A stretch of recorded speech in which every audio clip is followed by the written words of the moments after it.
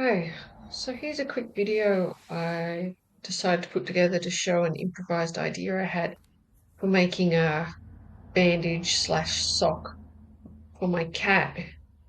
He had a wound on his left paw, and I took him to the vet, and the vet said he needs a cone so that he doesn't lick the wound and infect it with germs, and so that the wound can heal by itself without being irritated all the time.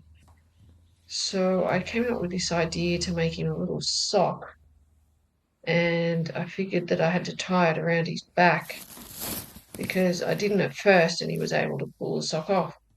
So I just got this scrap piece of long rectangular material, a nice stretch fabric that I had left over from one of my projects, and I started by simply folding it in half, and then I sewed the edge through under the sewing machine.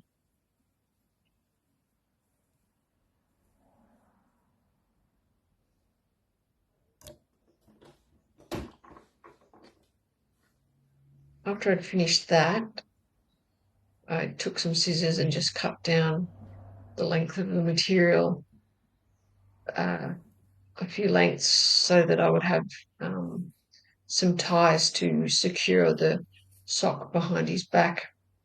So I made a couple of these because his wound was seeping, and I realized that, like any wound, you'd have to change the dressing. It worked really well. It was allowed the wound to breathe and stopped him from tampering with it, and the wound held up nicely. So that's just a quick idea I had. Thanks for watching, and I'll see you next time.